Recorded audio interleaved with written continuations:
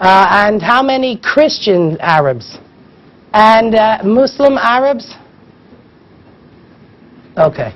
So what does religion, each his own religion, teach us about peace or coexistence or reconciliation? الدين بيساعد انه نكون اصحاب ونكون ملاح ما نقتلش. أنا بفكر إنه الدين ساعد نشوف إنه كل الديانات إنه بالآخر بتوصل إنه لنفس الإشي، إنه ولا نقتل ونحب بعضنا. الدين بيساعد إنه يكون في سلام بيناتنا، إنه بيطلع كل بالآخر القرآن والإنجيل بالتوراة نفس الإشي. بكل دين في أشياء كتير إيجابية وأشياء بتساعد للسلام. فلو أخذنا كل الأشياء الإيجابية ومشينا عليها واتبعناها راح إنه بركي تحسن الوضع شوي. Most of my friends don't know Arabs. They know Arabs just from TV or something like this. So they don't like Arabs. In the group, I met Arab people. They are my friends now. They just have a different religion and different culture. And we have shared things together. I mean, we think in the same way, we do everything the same. If everybody will do just a little bit, it can make a big change. That's the recipe for peace, I think. For religion to make an impact on the work that we're doing, we need to find some heroes who somehow can decide for themselves that the religion needs to be used as a healing factor instead of a separating one. I have hope that change is possible because I see it actually happening with the kids in the program. There's no option that they're going to go into adulthood thinking that the other side is a monster. We can, in fact, live together. We're all human beings. That's the bottom line.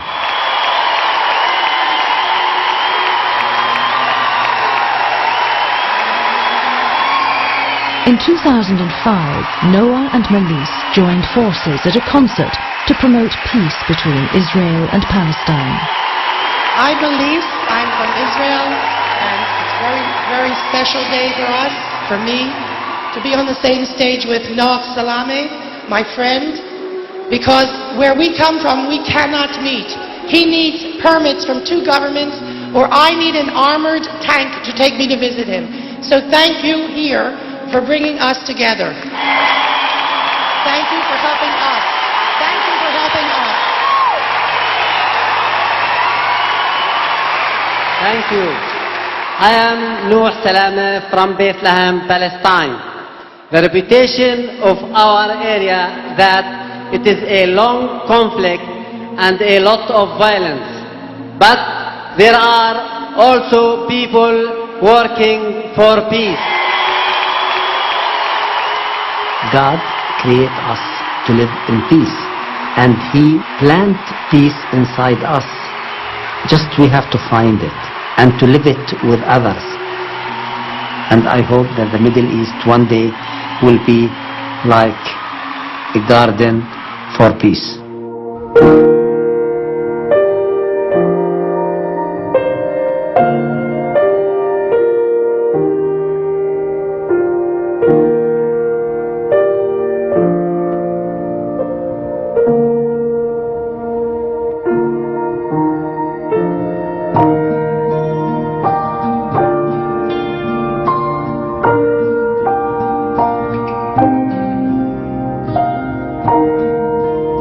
All the great world religions teach us that the lack of self is not only the test of the religious life, it also introduces us to what is being called God, nirvana, or the sacred, when you dethrone yourself from the center of your world and put another there.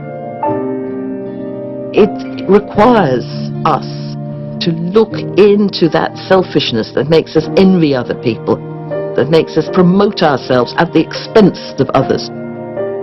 And so therefore, we turn to God as a source for renewing our compassion in the world so that we might manifest the dimension of God's compassion through our lives. It's actually a change in consciousness. It's a shift that says, the person that I don't know on the other side of the world is intimately woven into the quality of my life. Some time ago, I met a rickshaw puller who pedals and takes people around, and that's his living. Maybe in a day he earns 25 rupees. 25 rupees would be about 55 cents. $1 he may earn at the most. And in that particular city, they decided to bring in motorized rickshaws, and a lot of them were coming shortly, and he also knew, and he has no means to buy a motorized rickshaw, nor is he licensed to drive. He's old, and this was his father's rickshaw. His father was also doing the same thing, and he's doing the same thing. Now the man is old. So I asked him, see, these motorized rickshaws are coming and roads are getting bigger, and they're going to ban these cycle rickshaws because they're a barrier to the faster movement of traffic. So your livelihood is going to go away. Are you concerned? What is it that you're thinking of doing? He said, yes, I'm definitely concerned about my life, my wife, my children, but I think it's going to be good to people. I think the people will be better off with faster mode of transport and everything better in the town. His own livelihood is being threatened. He doesn't know what else to do with his life. This is all he knows. Now his life is being threatened, but he's thinking in terms of it's going to be good to everybody else. That is really love for other people.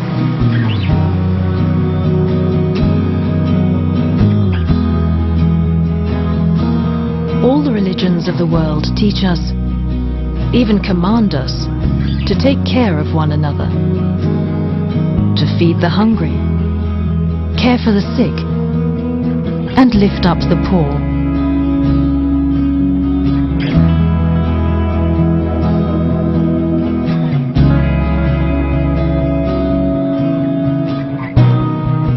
We have a chance that no generation has ever had to create a world where every man, woman, and child has the opportunity to lead a decent life.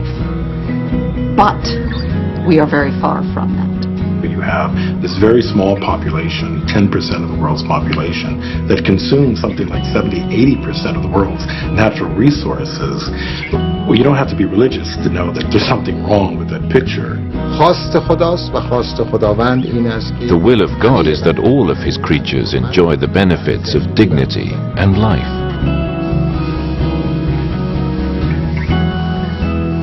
We have so much wealth at our hands. We have more than enough to do what we need to do to feed and clothe and house the population on this planet. And that has got to be a prerequisite to the peace that we all claim we aspire to. If I say to someone, well, why do you say you're Christian? And they might say, well, I go to St. Mark's Church, Bermondsey. But no, that doesn't make you a Christian. Any more than, you know, if you're born in a garage makes you a car. It's what you do with your life. It's putting your faith to work. The religious institutions, every tradition that you can look at has a deep preoccupation with poverty and misery and a compelling mission to do something about it. When people experience God, they find themselves. They feel not only fully alive, they feel fully themselves. But at the same time, that discovery takes them beyond themselves. And so it's not so much that they want to help other people, they have to. Because the sacredness of God is in every human being, and there's nothing we can do to remove that.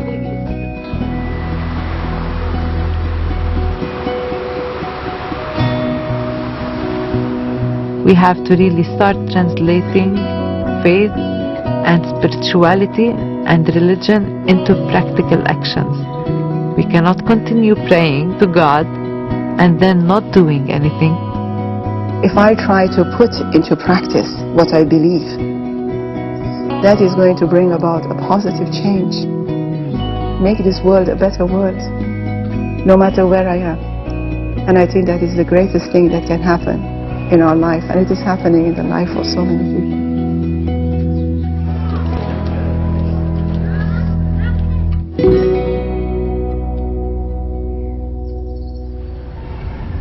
Father Kieran Craig, a missionary priest from Northern Ireland, ministers to the people of Atteridgeville, South Africa. It was there he first saw the harsh reality of the AIDS epidemic and felt compelled to act. I was working as a priest here in the township of Atteridgeville for a few years. And as a priest, you'd be called out when people would be at their worst, where the doctors could do no more, the Sangomas could do no more. Then maybe they'd say, well, at least call the priest to do the last prayers or maybe a bit of healing.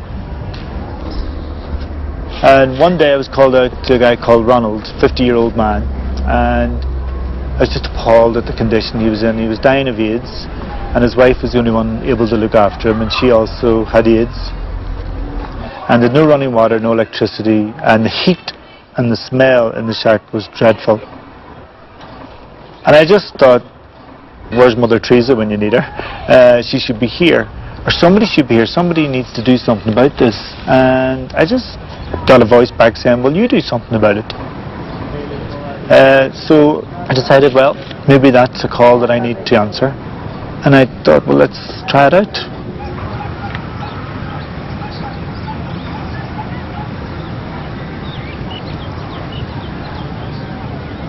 We opened our doors on the 1st of July 2004. Are they looking after you nicely? And since then we've taken in 306 patients, mainly HIV and AIDS related illnesses. The name of our hospice is called Laratong, and Laratong is a Sotho word that means the place of love. My belief is that God is love, so this is the place of God. You're doing well. More than that. More than that. And that's what I want people to experience. When they come here, they come to a spiritual place, a good place, a loving place. Okay. You go out. Yeah. Minna Kerate. I love you too. Hello. What kind of place is this with cake? Where people come together. That's where God is. Okay, listen, enjoy your cake. I see you later on. Thank you.